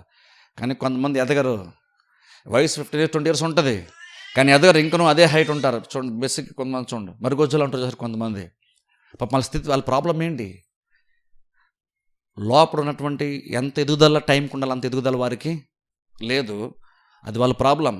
కానీ ఇంకనూ వాళ్ళు భోజనం చేస్తారు, వాళ్ళు పడుకుంటారు, అన్నీ చేస్తారు మనలాగానే. కానీ ఎదుగుదల ఉందా? లేదు. నేను చర్చకు వస్తున్నాను, పాటలు పాడుతున్నాను, నేను ఎదిగేసాను అనుకోవద్దు. ఎదిగేవిలో చూసుకో. జస్ట్ నేను చర్చకు వస్తున్నాను కాబట్టి ఎదిగేసాను అనుకోవద్దు. నేను వాక్యం వినేస్తాను కాబట్టి ఎదిగేసాను అనుకోవద్దు. ఎందుకంటే ఎదగకుండా వాళ్ళు కూడా భోజనం చేస్తారు, ఇంకా వాళ్ళు స్నానాలు చేస్తారు, అన్నీ చేస్తారు. అవన్నీ చేస్తున్నారు, మనం కూడా ఎదిగిన మనము చేస్తున్నాం కాబట్టి వాళ్ళు మనం సమానంగా ఉన్నామా? ఖచ్చితంగా లేము. మనలాగానే వాళ్ళు అన్నీ చేస్తున్నారు, కానీ నిజంగా ఎదిగారంటాం. వాళ్ళని చేస్తున్నారు కాబట్టి ఎదిగారా? 2 పూట్ల భోజనం చేస్తున్నారు కాబట్టి వాళ్ళు ఎదిగారా? భోజనం చేశారు కానీ ఎదగలేదు అంటే ఇంక లోపల ఇంకేదో ప్రాబ్లము ఉంది. కాబట్టి నేను ఆత్మీయ జీవితం కూడా నేను చర్చకు వస్తున్నాను, పాటలు పాడుతున్నాను కాబట్టి నేను కూడా ఎదిగేసాను అని అనుకోవద్దు. ఎదిగేవో లేదో చూసుకో. కొన్ని బహిరంగంగా కొన్ని కార్యాలు చేస్తున్నందుకు ఎదిగేసాను అనుకోవద్దు. ఎదిగేవో లేదో తెలుసుకో. ఎందుకంటే అక్కడ ప్రతిదీ బయలుదేరుతుంది. నా ఆత్మ జీవితం బాగుంటే ఇక్కడ బైబిల్లో 2 వచనాలు చెప్తుంది చూడండి. ఆత్మ బాగుంటే కనుక శరీరంలోకి ఏ ప్రాబ్లం వచ్చినా సరే, వ్యాధిని కాదు ఏ ప్రాబ్లం వచ్చినా సాల్వ్ అయిపోద్ది. తట్టుకొని నిలబడగలిగేటువంటి కెపాసిటీ ఆత్మకు ఉంటుంది. కనుక బైబిల్లో ఉన్న మాట అదే. కనుక మనస్సే కనుక నలిగిపోయింది అనుకోండి, అది లోపల ఆత్మీయ జీవితం బాగోపోతే శరీరంలో కూడా వ్యాధి వచ్చేస్తుంది బైబిల్లో ఉంది. అంటే అర్థం కొన్ని సందర్భాల్లో కొన్ని శరీర సంబంధమైన బలహీనతలు జయించాలంటే నేను అంటాను ఖచ్చితంగా వాక్యాన్ని బట్టి, ఆత్మను బలపరచుకో, శరీరం ఆటోమేటిక్గా సెట్ అయిపోద్ది. శరీరాన్ని బలపరుచుకో, ఆత్మ ఆటోమేటిక్గా ఆత్మను బాగుపరుచుకో, శరీర సంబంధం వీక్నెస్ ఆటోమేటిక్గా సెట్ అయిపోతాయి. ఎందుకంటే బైబిల్ చెప్తున్న మాట, నేను చెప్తున్న మాట కదా, బైబిల్ చెప్తున్న మాట, హృదయంలో ఉండే జీవదారులు బయలుదేరుతాయి. మనం ప్రతిదీ ఎక్కడుండా బయట చూస్తున్నాం, కానీ మనం హృదయం మీద కాన్సన్ట్రేట్ చేయట్లేదు. నేను కనుక కొంచెం ఆత్మీయంగా బలపడితే ఇవి నాకు తరచుగా వస్తున్న సమస్యలు తీరిపోతాయని ఆలోచించట్లేదు మనం. ఎందుకు తీరిపోతాయని చెప్తున్నాను? మనిషి యొక్క ఆత్మకి అంత కెపాసిటీ ఉందంటే ఆత్మ దేవునిలో ఉండి వచ్చింది కదా. ఆ దేవునితో తరచుగా నువ్వు సహవాసం చేస్తూ ఉంటే ఆత్మ బలపడుతూ ఉంటాడు కదా, నీ ఆత్మ ఎంతగా బలపడతాడో అంతగా శరీరమును తట్టుకొని నిలబడగలిగేటువంటి బలం ఉంటుంది కదా. అందుకని బైబిల్లో మాట ఉండేది, ఆయన తన వాక్కుని పంపి వారిని బాగు చేస్తాను బైబిల్ ఉంటుంది. ఆయన తన వాక్కుని పంపి వారిని బాగు చేశాను. వాక్యాన్ని పంపించి ఎలా బాగు చేస్తాడు ఒకసారి ఆలోచించండి. వాక్యాన్ని పంపించాలని బాగు చేస్తాడంటే అర్థం ఏంటంటే, వాక్యం ఎక్కడికి వెళ్తుంది చెప్పండి? వాక్యం హృదయంలోనికి వెళ్తుంది. ఒక వ్యక్తిని బాగు చేయడం అంటుంటుంది, స్వస్థపరచడం అంటుంటుంది, భౌతికమైన ఒక కార్యము సాధించాలంటే దేవుడు ఏం చేస్తాడంటే వాక్యాన్ని పంపిస్తున్నాడు. ఎందుకంటే వాక్యము శరీరము సంబంధించింది కాదు. వాక్యం అంటే ఆత్మకి ఆహారం కానీ శరీరమునకు ఆహారము కాదు. ప్రజలు చూసుకుంటే వాక్యుని పంపిస్తే స్వస్థ ఎలా వస్తుందండి? వాక్కు ద్వారా ఆరోగ్యం ఎలా వస్తుంది? వాక్యం ద్వారా కార్యాలు ఎలా సాధిస్తాం?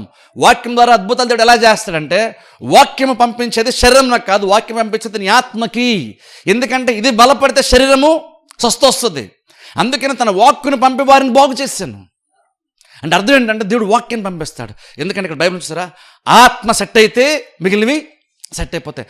అందుకని దేవుడు కొన్ని ఫిజికల్ ప్రాబ్లమ్స్ని సెట్ చేయడానికి, నీ భౌతికమైన ప్రాబ్లమ్స్ సెట్ చేయడానికి దేవుడు నీ ఆత్మను ఫస్ట్ సెట్ చేస్తున్నాడు. నీ ఆత్మ సెట్ అయితే శరీరము సెట్ అయిపోతుంది. కాబట్టి అందుకే సంతోషం గల మనస్సు ఉంటే నీ ఆరోగ్యం వస్తుంది, బెటర్గా ఉంటావు. నీ ఆత్మ ఎంతగా హ్యాపీగా ఉంటుందో, ఎంత ఆరోగ్యంగా ఉంటుందో అంతగా నీకు అన్నీ సాల్వ్ అయిపోతాయి. ఇప్పుడు ఎందుకంటే స్వస్థానే కాదు, నేను బేసిక్ ఏదైనా అది చెప్తున్నాను. ఏ ప్రాబ్లం సాల్వ్ అయినా సరే నువ్వు బయటికి వెళ్ళి బయట నుంచి వెళ్ళడానికి, ఫైనాన్స్ ప్రాబ్లం కావచ్చు, ఇంకే ప్రాబ్లం సరే కావచ్చు, బయట నుంచి సాల్వ్ చేయడానికి బయట వెతక్కండి. ప్రాబ్లం ఎలా సాల్వ్ అవుతుంది, ఎవరిని పట్టుకుంటే సాల్వ్ అవుతుంది అని బయట మనుషులను వెతకద్దు, బయట పరిస్థితుల్లో వెతకద్దు. ప్రాబ్లం ఎలా సాల్వ్ అవుతుందో బైబిల్ చెప్తుంది. ఇక్కడ సాల్వ్ అవుతుంది, ఇక్కడ. అది కూడా నీ చేతుల్లోనే ఉంది, నీ చేతుల్లో ఉంది. నువ్వు ఆత్మీయంగా ఎంత బలపడతావో అంతగా మిగిలిన ప్రాబ్లమ్స్ ఆటోమేటిక్గా సెట్ అవుతాయంట. అయితే ప్రాబ్లం ఏంటంటే మనం ఏంటంటే ఈ శరీరం చాలా బలమైంది అనుకుంటున్నాం, ఈ శరీరంతో బాగుంటే ఆత్మ జీవితం బాగుంటుంది అనుకుంటున్నాం. కానీ బైబిల్లో నీ ప్రయారిటీస్ని కరెక్ట్గా సెట్ చేస్తున్నాడు దేవుడు. అంటున్నాడు ఫస్ట్ ఆఫ్ ఆల్ శరీరము, తర్వాత ఆత్మ కాదు, ముందు ఆత్మ తర్వాతే శరీరము. ఎందుకంటే నేను ఒక 70 సంవత్సరాల కోసం నేను భూమి మీద పెట్టాను, అందుకోసం నేను శరీరాన్ని ఇచ్చాను. ఈ 70 సంవత్సరాల కోసం ఆలోచిస్తూ నిత్యత్వాన్ని పరంగా పెట్టద్దు. ఈ భూమి మీద 70 సంవత్సరాలు బతుకుతావు, ఈ 70 సంవత్సరాల కోసం నువ్వు ఆలోచించొద్దు. లోపల ఉన్నట్టు నిజమైన నీ గురించి నువ్వు ఆలోచన చెయ్యి. ఎందుకంటే నువ్వు కొన్ని లక్షల సంవత్సరాలు జీవిస్తావు, టైం వస్తే నిత్యత్వంలోనికి వెళ్ళిపోయినప్పుడు నిత్యత్వంలో ఈ 70 సంవత్సరాలు ఎంత ఒకసారి ఆలోచించండి. నిత్యత్వంలో 70 సంవత్సరాలు ఎంత? కానీ మనం ఈ 70 సంవత్సరాల కోసమే ప్రయాసపడుతున్నాం, ఇదే జీవితం అనుకుంటున్నాం. 70 సంవత్సరాల తర్వాత జీవితం లేదు, అయిపోయింది అనుకుంటున్నాం. ఏమీ అయిపోలేదు, అంతా వాస్తవమే. నువ్వు చచ్చిపోయిన శరీరం లేకుండా కూడా నువ్వు బతుకుతావు, బతికే ఉంటావు కూడా. శరీరం అక్కడితో జంతువులాగా అయిపోయింది అనుకున్న, అక్కడితోని ప్రాబ్లం లేదు. జంతువులాగా మనం కూడా తిని సుఖంగా ఉండి చచ్చిపోవచ్చు, అయిపోతాం. కానీ జీవితం అది కాదు కదా. జంతువుల కంటే ఆత్మ ఉండదు, ఎందుకంటే దేవుని దగ్గర నుండి అవి రాలేదు కాబట్టి. అవి చచ్చిపోతే అయిపోయింది, ఆ జీవితం ముగిసిపోయింది వాటికి. కానీ మనకు అలా కాదు, ఎందుకంటే మనం దేవునిలో నుండి వచ్చాం కదా. దేవుని వచ్చిన దేవుడు తన స్వరూపం తన పోలులో మనల్ని చేశాడు. ఒకసారి ఆలోచించండి, దేవుడు తన స్వరూపం మన పోలు చేశాడంటే మనకి ఎంత కెపాసిటీ ఉంటుందో ఒకసారి ఆలోచించండి. అందుకనే కదా దేవుడు మనిషిని చేసిన అన్నాడు, ఈ దీన్ని మీరు సేద్యపరుచుకోండి, కాచుకోండి అని దేవుడు చెప్పాడు. ఒక రకంగా చెప్పాలంటే దేవుడు దీన్ని డామినేట్ చేయడానికి దేవుడు మన కెపాసిటీ దేవుడు మనకి ఇచ్చాడు. ఆదాము పాపమునకు మునుపు ఒక బాధితుడిలాగా బతకలేదు, వాటన్నిటినీ శాసించేవాళ్ళలాగా బతికాడు ఒక టైం, ఒకప్పుడు పాపమునకు మునుపు. పాపం మునుపు ప్రతిదీ కూడా ఆదాము యొక్క మాట వింది. ఎందుకంటే దేవుడు ప్రపంచానంతా ఆయన శాసిస్తాడు. ఈ భూమిని నరులకు ఇచ్చడం బైబిల్ చెప్తుంది. తన స్వరూపంలో తన పనులు మనిషిని చేసి అన్నాడు, ఈ భూమిని మీరు చూసుకోండి, మీరు మెయింటైన్ చేయండి, మీరు నాతో సహవాసం జాగ్రత్తగా మెయింటైన్ చేస్తున్నంత వరకు ఈ భూమిని మీరు ఈజీగా మెయింటైన్ చేస్తారు. ఇది మీకు మెయింటైన్ చేయడానికి మీకు కెపాసిటీ ఎక్కడ వస్తుందో తెలుసా? నాతో సహవాసం చేస్తున్న దానిలో ఉండే మీకు కెపాసిటీ వస్తుంది. అందుకనే దేవునికి ఎంత దగ్గర జరుగుతామో, తరచుగా దేవునితో ఎంతగా మనం కలుస్తూ ఉంటామో, ఎంతగా దేవునితో సహవాసం చేస్తుంటామో నీ లైఫ్ అంత ఆత్మీయంగా మారుతుంది. మనము దేవుని దూరంగా ఉంటే ఆత్మీయ జీవితాన్ని జీవితం అనుకోకండి, అలాగ జరగదు. ఆత్మీయ జీవితాన్ని సంఘాన్ని దూరంగా దేవుని దూరంగా ఉండి ఇంక నువ్వు ఆత్మీయంగా నేను బాగానే ఉన్నాను అనుకోవద్దు, అది అలా ఉండదు. బేసిక్గా ఆదాము దగ్గరికి ప్రతిరోజు దేవుడు ఎందుకు వచ్చాడంటే ఆదాము అవ్వలు దేవునితో సహవాసం చేస్తూ ఆ సహవాసంలోని వారి జీవితాన్ని బతుకుతున్నారు వాళ్ళు. ఆ సహవాసం వాళ్ళ జీవితాన్ని బతుకుతున్నారు వాళ్ళు. అందుకే దేవుడు ప్రతిరోజు వచ్చాడు వాళ్ళ దగ్గరికి. ఆ సహవాసంలోని వాళ్ళ జీవితాన్ని వాళ్ళు బతికేవాళ్ళు వాళ్ళు. కానీ ప్రాబ్లం ఏంటి? పాపం వచ్చిన తర్వాత ఇప్పుడు బేసిక్ మనిషికి ఏమైంది? ఇప్పుడు ప్రాబ్లం కోసం కూడా చెప్పి చేస్తాను. ఆదాము పాపం చేసినంత ఏమైంది? ఇప్పుడు యాక్చువల్గా ఇంకో రకంగా చెప్పాలంటే ఇప్పుడు దేవునితో సహవాసం మన బేసిక్గా మనిషి కోల్పోయాడు. అందుకనే చూడండి, ఇప్పుడు మనం కూడా అంత శరీరానుసారంగా ఆలోచిస్తాం. ఎందుకంటే దేవునితో సహవాసం కోల్పోయాం కాబట్టి ఇప్పుడు ప్రతిదీ కూడా ఈ 5 సెన్సెస్ బట్టే ప్రతిదీ మనం జీవించే ప్రయత్నం చేస్తుంటాం. ప్రతిదీ అంచనా, మన సంతోషానికి అంచనా భౌతికమైందే, మనం బాగున్నామన్న తృప్తి అనుకోవడానికి శరీర సంబంధమైందే. కానీ ఆత్మీయంగా మనం ఎవరూ ఆలోచన చేయట్లేదు. ఇప్పుడు అందుకని ఎప్పుడైతే ఆదాము పాపం చేశాడో అప్పటి నుండి సెన్స్ బేస్డ్గా జీవించేస్తున్నాం మనం. అంటే ఎంతసేపు చూసి విని ఆ ఫీలింగ్స్ని బేస్ చేసుకుని ఎక్కువ శాతం జీవించడం పాపం తర్వాత స్టార్ట్ అయ్యింది. ఇప్పుడు మరలా అందుకనే మనం తిరిగి జన్మించినప్పుడు ఏమైందంటే దేవుడు నూతన సృష్టిగా మనం చేశాడు. ఎవడైనా క్రీస్తునందున్నాడో వాడు నూతన సృష్టి. లోపల దేవుడు మార్చేశాడు. ఇప్పుడు మళ్ళీ నువ్వు దేవుని దూరం అయ్యావు, ఒక రకంగా చెప్పండి సాతానికి దగ్గర అయ్యావు పాపం తర్వాత.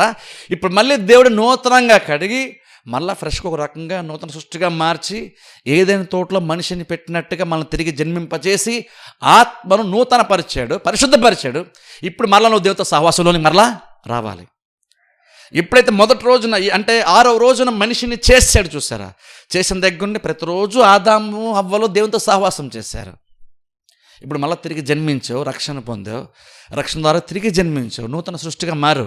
నూతన సృష్టి అంటే కొత్తగా ఆదాముని 6వ రోజున చేసినట్టుగా నిన్ను చేశాడు దేవుడు. ఇప్పుడు ఏం చేయాలి? ఇప్పుడు నువ్వు దేవునితో సహవాసంలోనికి రావాలి. ఎందుకంటే ఆ సహవాసంలోకి వస్తూ ఆ సహవాసాన్ని బట్టి జీవించడం స్టార్ట్ చేయాలి. అందుకే రక్షణ పొందిన తర్వాత చర్చిలో కొనసాగటం అందుకని ఇంపార్టెంట్. రూలా అంటే రూల్ కాదు. నువ్వు తరచుగా చర్చకు వస్తానంటే బాప్సం ఇస్తావా అంటే నేను అలాగే ఉన్నాను, నీకు బాప్సం కంటే ఇచ్చేస్తాను, నువ్వు చర్చి రాపని నీ ఇష్టం. కానీ చర్చకు వస్తే నీ లైఫ్ ఎంత బెటర్గా ఉంటుందో నువ్వు అర్థం చేసుకోవాలి. ఎందుకంటే నువ్వు దేవునితో సహవాసం చేస్తుంటే నీ లైఫ్ బెటర్గా మారుతుంది. దేవుడు ఊరికినే ఖాళీగా ఉండి పనిపాటు లేక, దేవుడికి పని లేక లేదా ఆదాముకి పని లేక రోజు సాయంత్రం వచ్చాడని కాదు. ఆ సహవాసం దేవునితో ఆదాము ఏదైనా తోటల సహవాసం అది ఎంత వాళ్ళకి ఎంత సంతోషాన్ని ఇచ్చే కార్యమే, ఆహ్లాదమై ఉంటుందో ఒకసారి ఆలోచించండి. ఎందుకంటే దేవునితో ఎంత సహవాసం చేస్తాం అంతగానే కదా జీవితం ఆహ్లాదకరంగా మారుతుంది. చేప నీటిలో ఉంటే బయట తీసేయండి, కొట్టుకుంటూ ఉంటుంది, వెంటనే చావదు, కొట్టుకుంటూ ఉంటుంది. కానీ అలా ఆల్మోస్ట్ అలా చచ్చిపోతున్నాను అన్నమాట మళ్ళీ తీసుకొచ్చి నీటిలో వేయండి, సడన్గా లైఫ్ ఎంత సుఖంగా మారిపోయిందో దానికి. అలాగే దేవునికి ఎడబాటుగా జీవించిన మనిషి మరలా దేవుని దగ్గరికి వస్తే ఎంత సుఖం ఉంటుందో తెలుసా? ఎందుకంటే చేపని సముద్రంలో ఉండడానికి దేవుడు నిర్ణయించాడు, అలా దాన్ని డిజైన్ చేశాడు. అలాగే మనిషి అనేటువంటి వాడు దేవునితో సహవాసం చేయడానికి దేవుడు నిర్ణయించాడు. నువ్వు సృష్టికర్త దగ్గర రానంత వరకు, నీకు ఎక్కడైతే జీవం వస్తుందో ఆయన దగ్గర నువ్వు రానంత వరకు నీ జీవితానికి సుఖమే ఉండదు. అందుకని ఆత్మీయ జీవితం ముఖ్యం అంటాం. ఆత్మీయ అందుకే ముఖ్యం అంటాం, వేరే బేసిక్ కాదు. నువ్వు ఆత్మీయంగా నువ్వు బలపడితే నీ లైఫ్ బెటర్గా మారుతుంది. అందుకని చూడండి, ఆ హృదయం కనుక బాగుంటే, మనస్సు కనుక బాగుంటే నీ శరీరంలో ఏ ప్రాబ్లమ్స్ శరీరం ఆత్మ అంటే తట్టుకుంటుంది. చూడండి ఒకసారి ఆలోచించండి. అందుకే చూడండి డాక్టర్స్ కూడా ఈవెన్ కొంతవరకు డాక్టర్స్ కూడా అర్థం చేసుకుంటారు. అందుకేమంటారు, డాక్టర్లు ట్రీట్మెంట్ చేస్తారు కొంతమంది పేషెంట్స్కి, కానీ అంటారు కొంతమంది భలే మంచిగా కోఆపరేట్ చేస్తారు, మంచి పేషెంట్ అంటారు డాక్టర్లు. కొంతమందిని తెలుసా, కొంతమందిని డాక్టర్ మంచి పేషెంట్ అని అంటారు. ఎందుకు మంచి పేషెంట్? ఎందుకంటే నేను ప్రాబ్లమ్ని సాల్వ్ చేద్దాం నా సాయశక్తి నేను ప్రయత్నం చేస్తున్నాను, నాకు తగ్గట్టుగా కోఆపరేట్ చేశాడు, అందుకే నేను మంచి పేషెంట్. ఈయన మంచి పేషెంట్ తరచుగా రోగాలు వస్తేనే మంచి పేషెంట్ అని కాదు, నేను ప్రాబ్లమ్ సాల్వ్ చేద్దాం అనుకున్నాను, నా పర్పస్ అర్థం చేసుకొని నాకు బాగా కోఆపరేట్ చేశాడు, నేను చెప్పిన ప్రతిదీ చేశాడు, అందుకనే మంచి పేషెంట్. ఎందుకు మంచి పేషెంట్ అంటే ఏ రోగం వచ్చినా సరే సాల్వ్ అవుతుంది, ఎందుకంటే నేను చెప్పిన ప్రతిదీ అతను చేస్తాను, మంచి పేషెంట్. కానీ కొంతమంది డాక్టర్లు చెప్తారు అది కోఆపరేట్ చేయట్లేదండి అంటారు. అర్థం ఏంటి, వీళ్ళకి ఏదో చేయాలని ఉంది, ఏదో రకంగా బయట వాళ్ళ ప్రయత్నాలు వాళ్ళు చేస్తున్నారు, కానీ వాళ్ళ మాట మనం వినట్లేదు. వాళ్ళు చేయమన్నా చేసి వద్దన్నా మానేస్తే మనం కూడా అందులో బయటకు త్వరగానే మనం వచ్చేస్తాం. కానీ డాక్టర్లు అంటారు కోఆపరేట్ చేయట్లేదండి వాళ్ళు అంటారు. అంటే ఆయన ఎంత మెడిసిన్ చదివినా ఎంత ట్రీట్మెంట్ ఇస్తున్నా సరే మనిషి కనుక లోపల బలంగా ఉండే కోఆపరేట్ చేస్తే కనుక ట్రీట్మెంట్ సక్సెస్ఫుల్గా బయటికి వచ్చేస్తాడు. కొంతమంది సేమ్ ట్రీట్మెంట్ జరుగుతుంది, కానీ వాళ్ళు లోపల చాలా బలంగా ఉంటారు కాబట్టి బయటికి వచ్చేస్తారు. కొంతమంది లోపల వీక్గా ఉంటారు కాబట్టి బయటికి రారు. భౌతికంగా అదే ఎంత వాస్తవం అయితే ఆత్మీయంగా అది ఇంకెంత వాస్తవం ఒకసారి ఆలోచించండి. కొంచెం చిన్న ప్రాబ్లమ్స్ వచ్చిన దేవుడు అనుకుంటాడు, నేను అనుకుంటాను దేవుడు అనుకుంటాడు, నువ్వు ఆత్మీయంగా బలపడితే అందులో నువ్వు బయటికి త్వరగానే వచ్చేస్తావు. నువ్వు ఆత్మీయంగా బలపడాలి కదా, దేవుడు చెప్పింది చేయాలి కదా, నువ్వు దేవునితో సహకరించాలి కదా. ప్రాబ్లం సాల్వ్ అవ్వడానికి ఎక్కడో బయట మనం వెతుకుతున్నాం. కానీ దేవుడు అంటున్నాడు, నువ్వు చర్చకొస్తే నేను నా వాక్ను పంపి ఫస్ట్ ఆఫ్ ఆల్ నేను హృదయాన్ని నేను సెట్ చేస్తాను. ఎందుకంటే ప్రతిదీ లోపల నుండి వస్తుంది. నీకు కొన్ని బయటికి రావట్లేదంటే అర్థం ఏంటంటే నీ ఫస్ట్ ఆఫ్ ఆల్ నీ హృదయాన్ని నేను సెట్ చేయాలి. అందుకని నువ్వు చర్చకొచ్చినప్పుడు వాక్యం ద్వారా నీ హృదయాన్ని నేను సెట్ చేస్తాను. ఇందులో ఉన్నటువంటి ఏదో ఎక్కడో బ్లాకేజెస్ ఉన్నాయి, ఇందులో నేను బయట జీవాన్ని పొందుకోవడానికి ఏవైతే నేను హృదయంలో నింపానో అది బయట రాకుండా ఏదో ఆపుతుంది.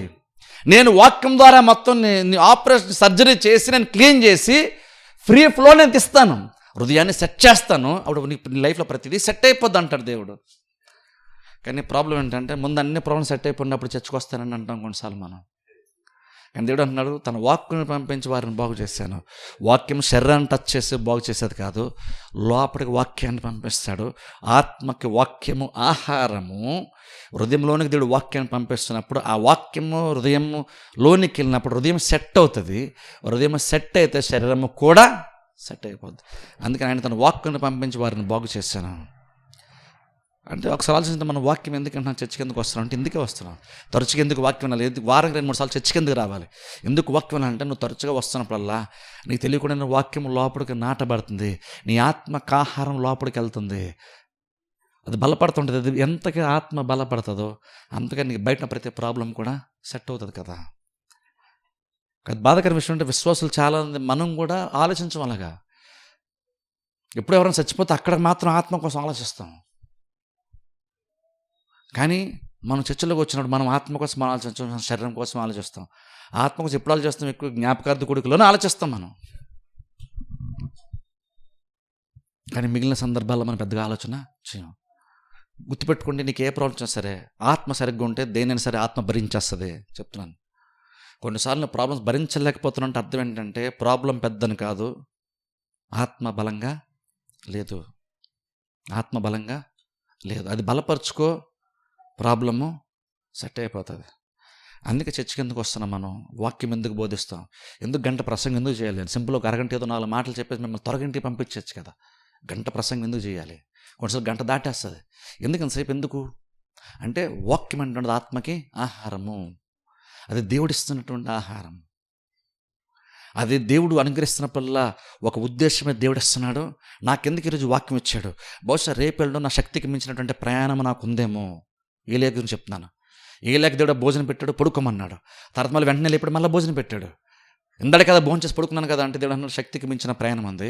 ఇందడి పెట్టింది నువ్వు చేసి వచ్చిన ప్రయాణానికి, ఇప్పుడు ఇస్తున్న ఆహారం నువ్వు చేయబోతున్నటువంటి ప్రయాణానికి అవసరం. బలం కోసం ఇప్పుడు నీకు ఆహారాన్ని ఇచ్చాను. ఇంతకుముందు ఆహారము నువ్వు ఆల్రెడీ యూజ్ చేసావు, కన్జంప్షన్ అయిపోయింది, అందుకని నీకు సుఖాన్ని ఇవ్వడానికి ఆహారం ఇచ్చాను. కానీ ఇప్పుడు ఇచ్చే ఆహారము భవిష్యత్తుకు సంబంధించింది. నువ్వు ప్రయాణం ఉంది, దానికి నీకు బలం అవసరం, అందుకని నేను ఇప్పుడు ఆహారం ఇచ్చాను. ఏలియా లేచి తిను.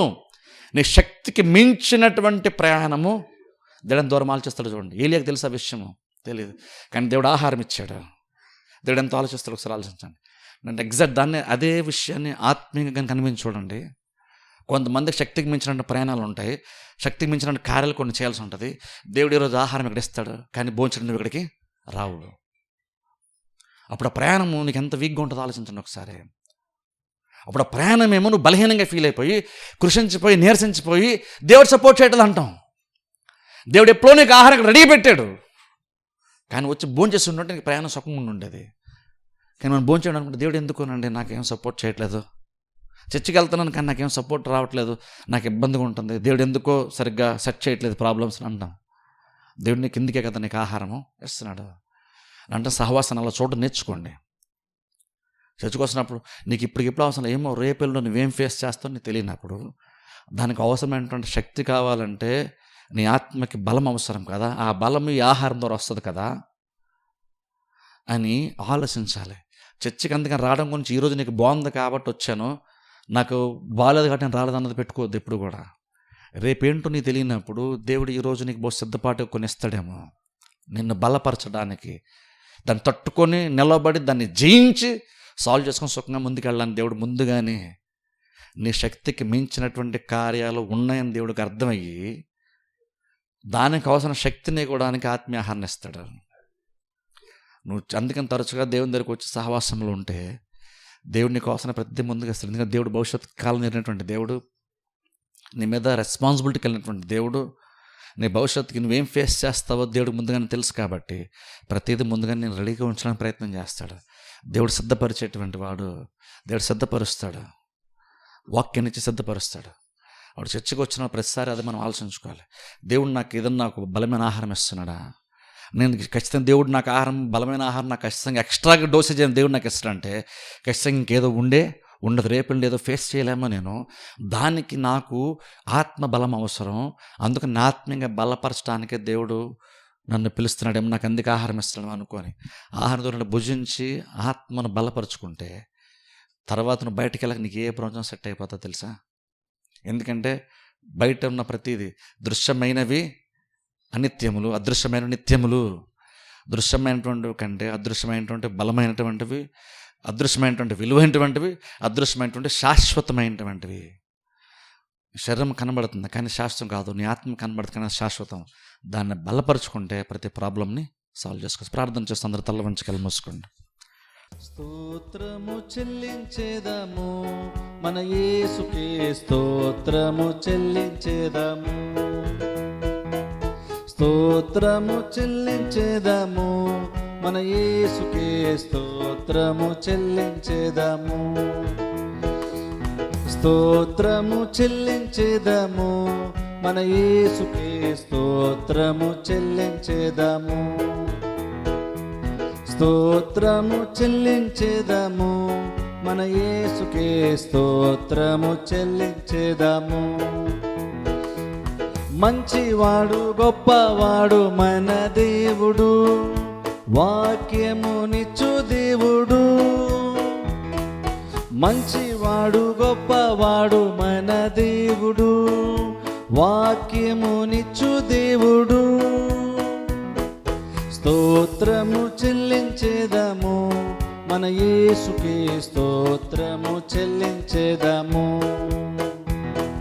స్తోత్రము చెల్లించేదము మన యేసుకే, స్తోత్రము చెల్లించేదము. యెరికో మనకు ముందు వచ్చిన యేసు మనకు ముందే నిల్చును.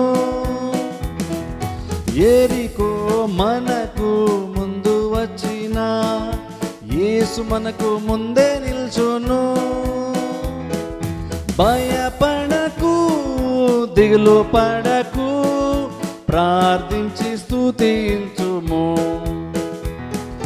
భయపడకు, దిగులు పడకు, ప్రార్థించి స్తుతించుము. స్తోత్రము చెల్లించేదము మన యేసుకే, స్తోత్రము చెల్లించేదము, స్తోత్రము చెల్లించేదము మన యేసుకే, స్తోత్రము చెల్లించేదము.